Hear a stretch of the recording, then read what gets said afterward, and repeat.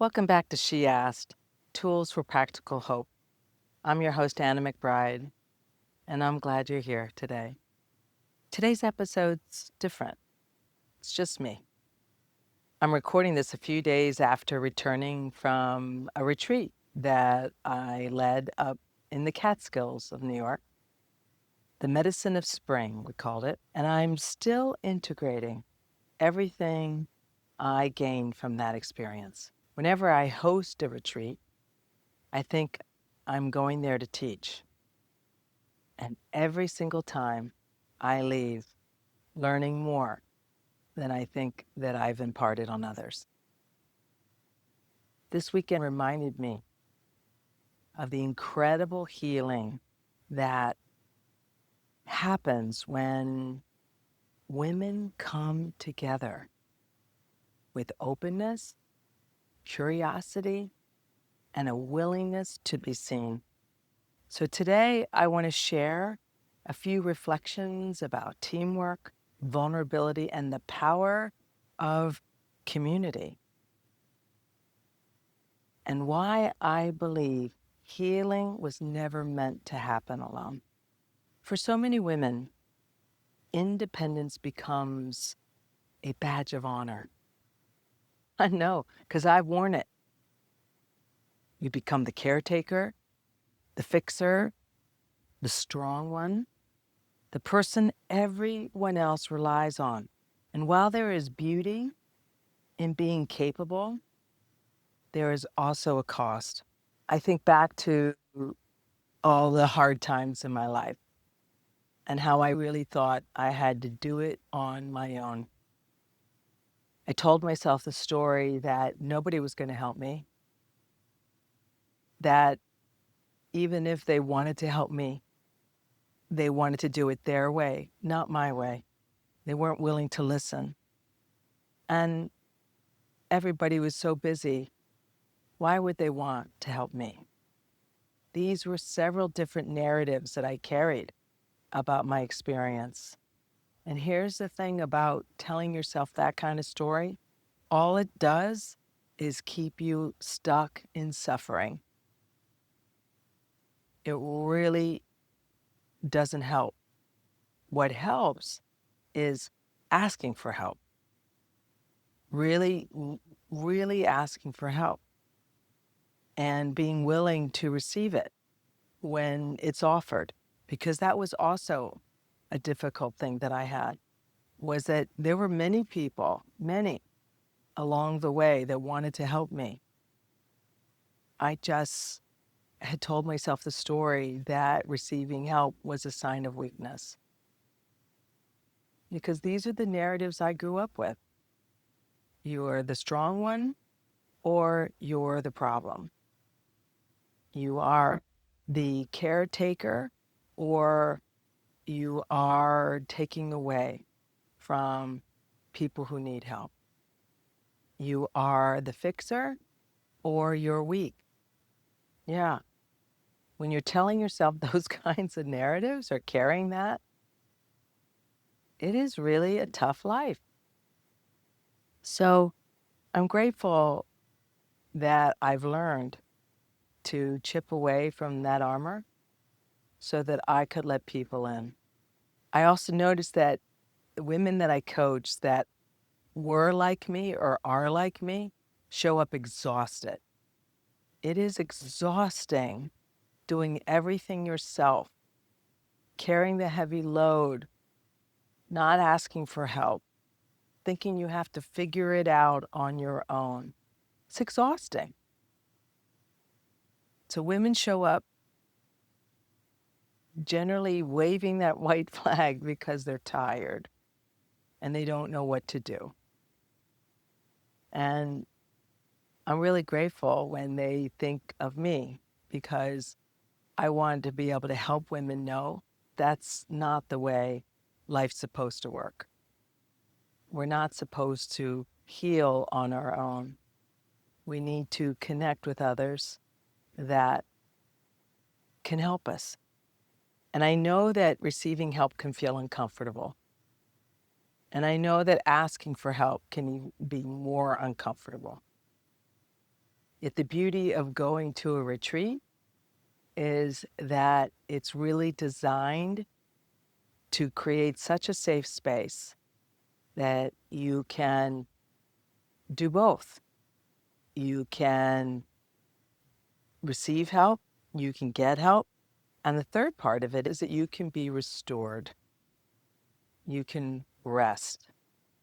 And that is what we were really happy to provide for the people who showed up for our retreat.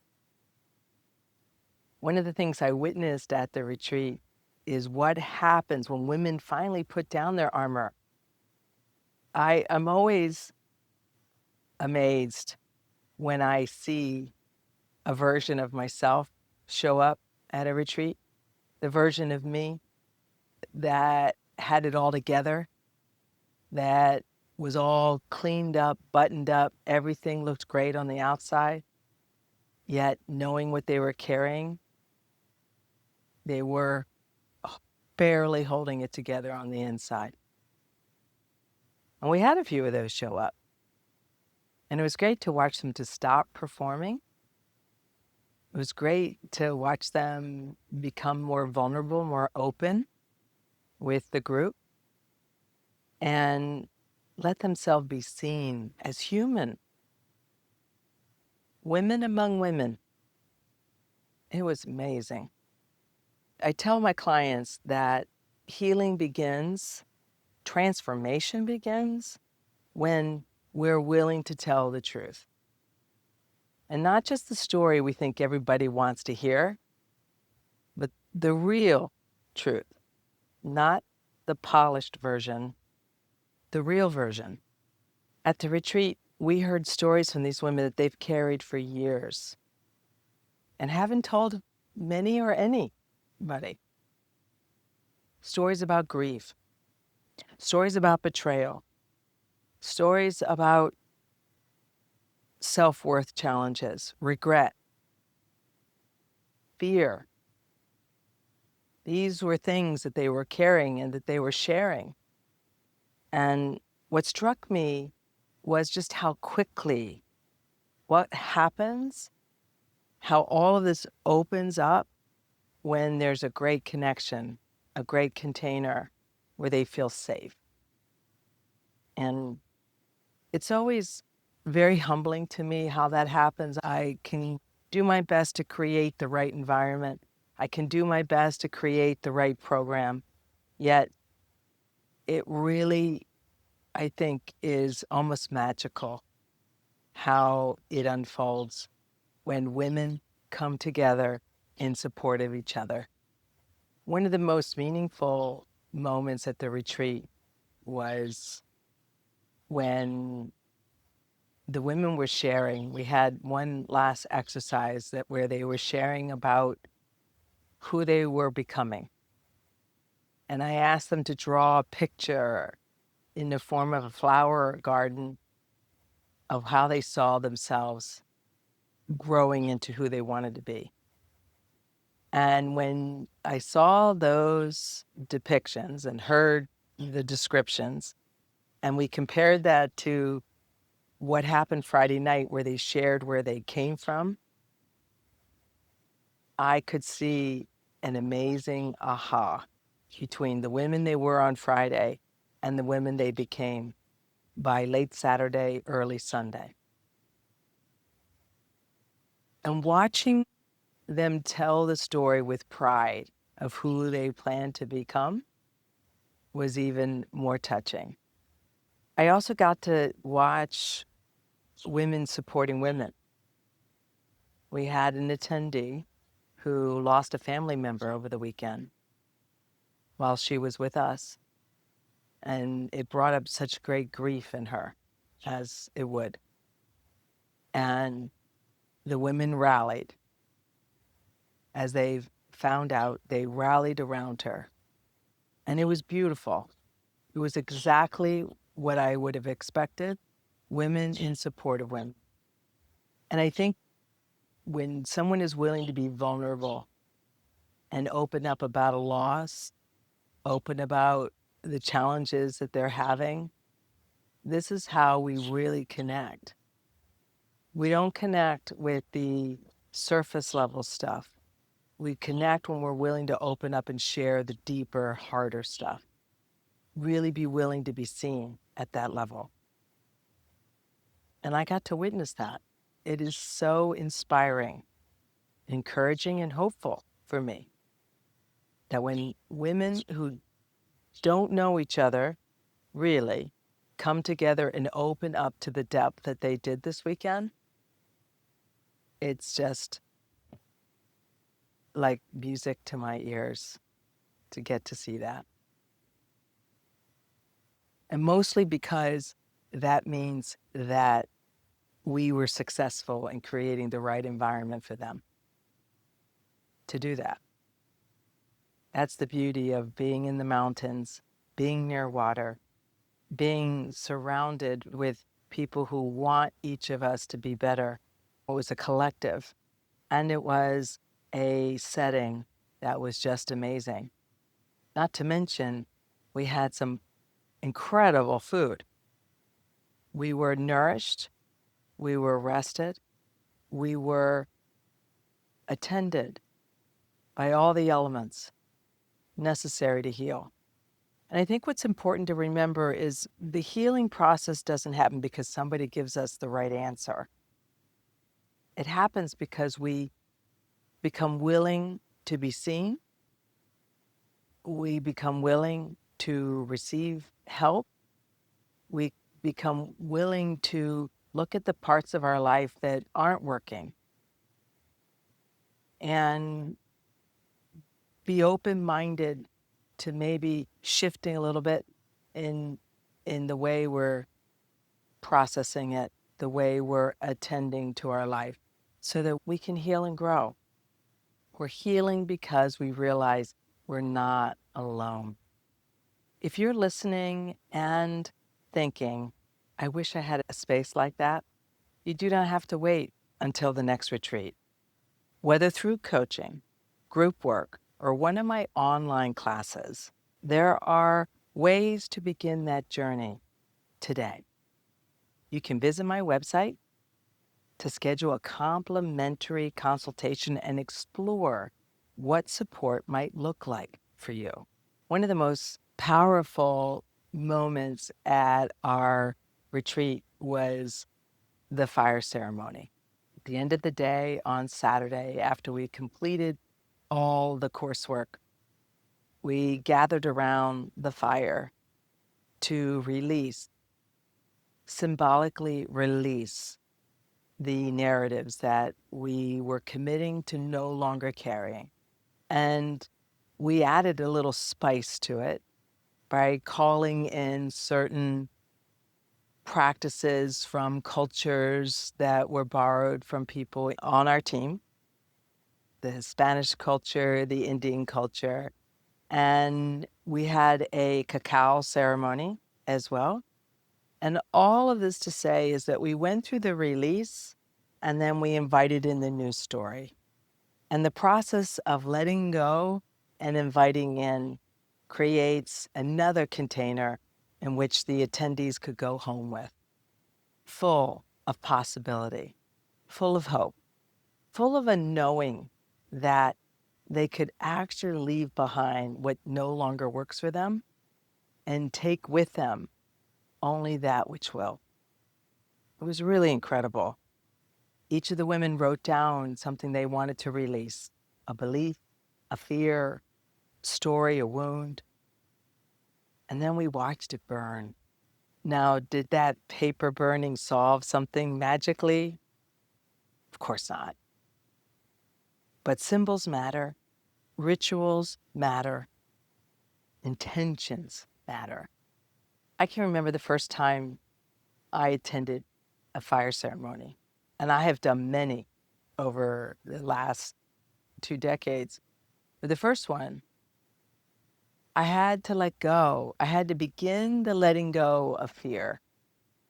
Fear has been such a constant in my life and has held me back from expanding. And so that first fire ceremony, I burned something about fear. We even had a ocean ceremony release where I threw fear in the water, in the ocean. And all this to say, rituals matter because they're reminders that in order for us to expand and grow, we have to keep letting go. And fires have a way, a very real way of transforming what we put into it into something else.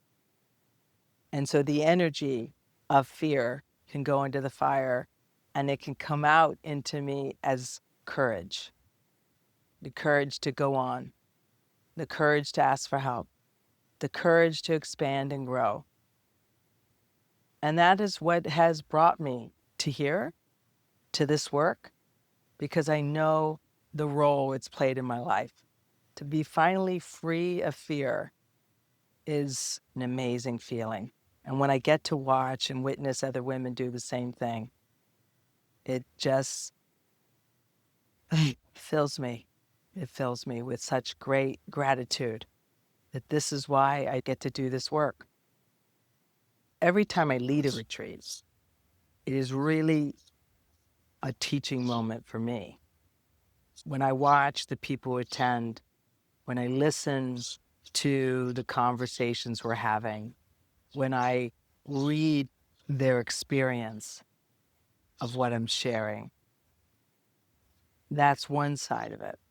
I think I watch myself throughout the whole retreat become more expanded. And I notice that as I become more expanded, I'm also very affected by what's going on around me. It's an interesting process because for me to help others heal, I actually have to keep healing myself. I have to keep being aware of where I'm vulnerable, where I need to be better boundaried, where I have to be clearer about what I need. I also have to be aware of what I'm feeling throughout it. And there were moments where my focus was in and out of the experience, meaning I was in it, present with them, and then I was affected by other things. And then I would try to get back in with it. And it's a dance.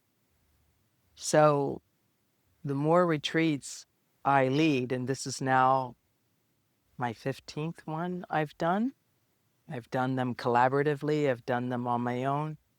And this is the first one in New York.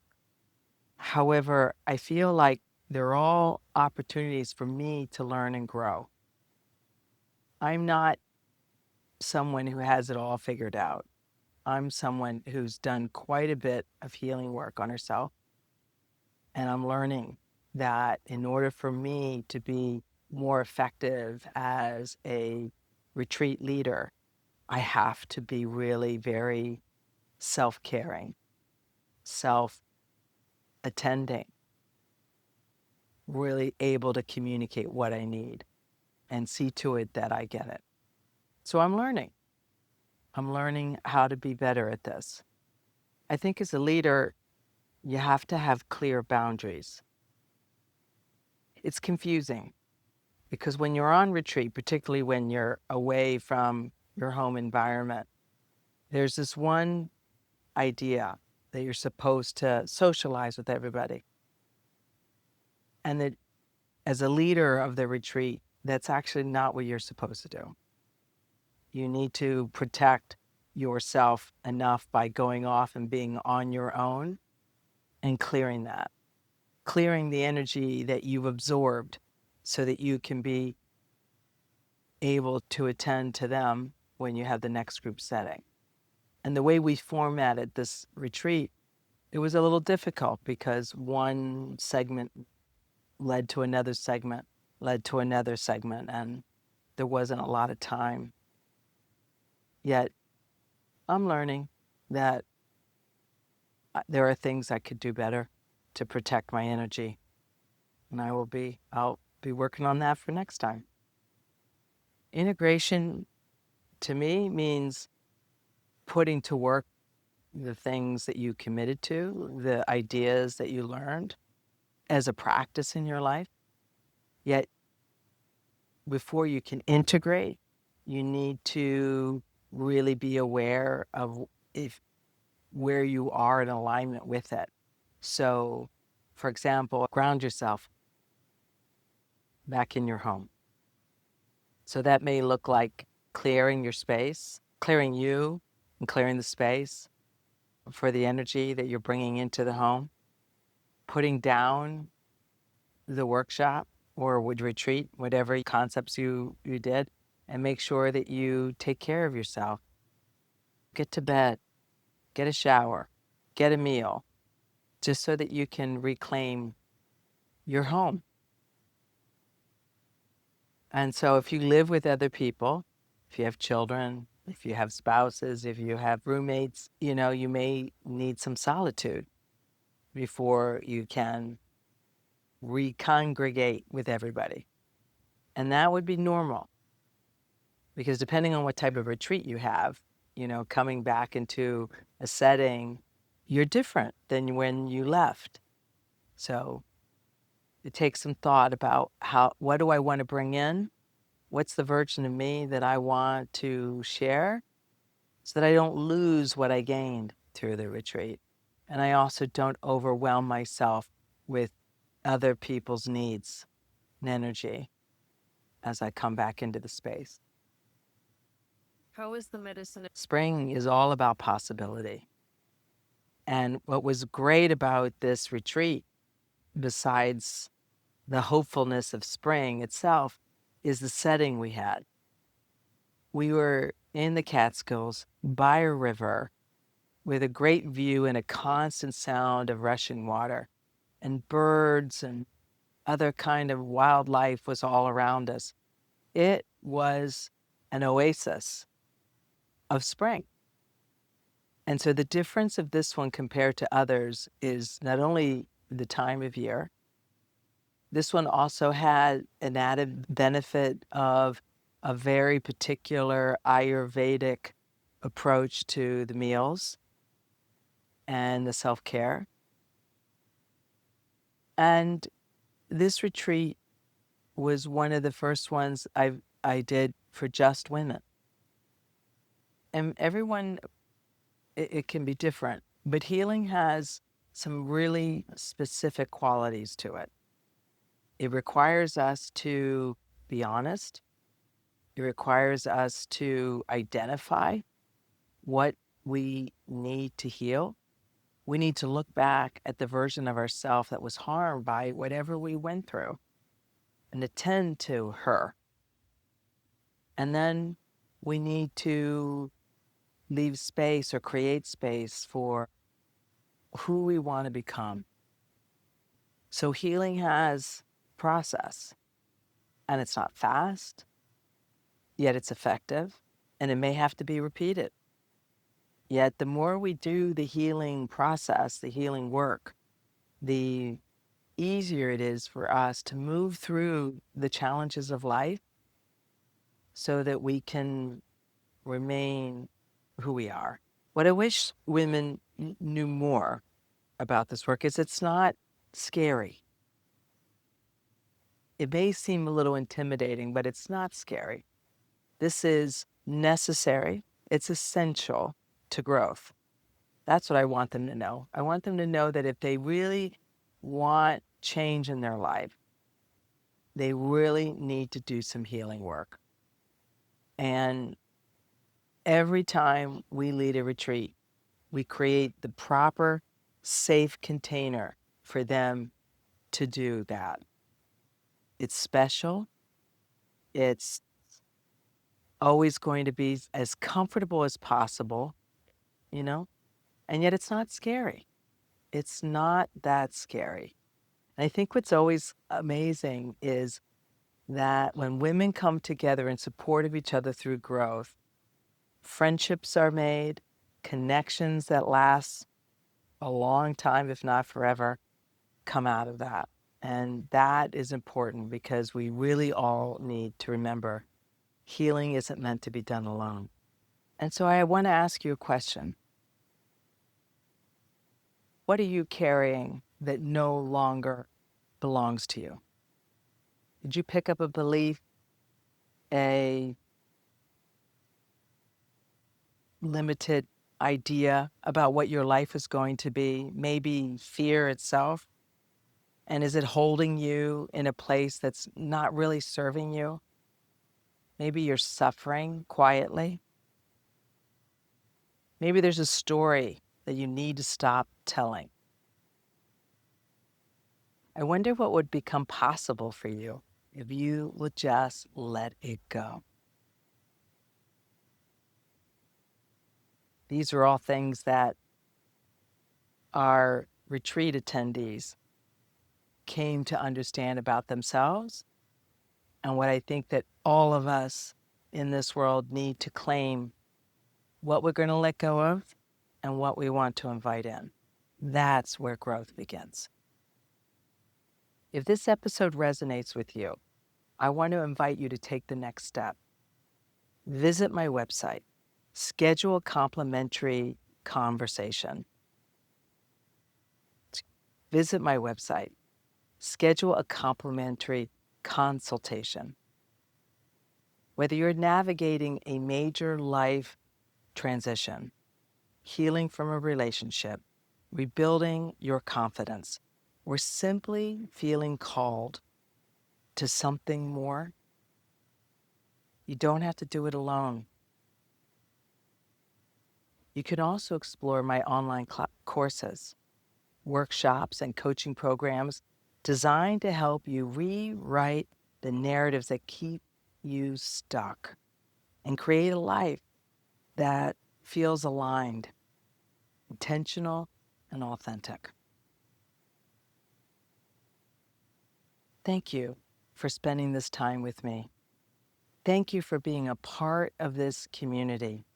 And thank you for reminding me again and again that healing happens when we have the courage to show up, be seen, and support one another. Until next time, keep asking the hard questions, keep telling yourself the truth, and keep rewriting your story. And until soon, be well.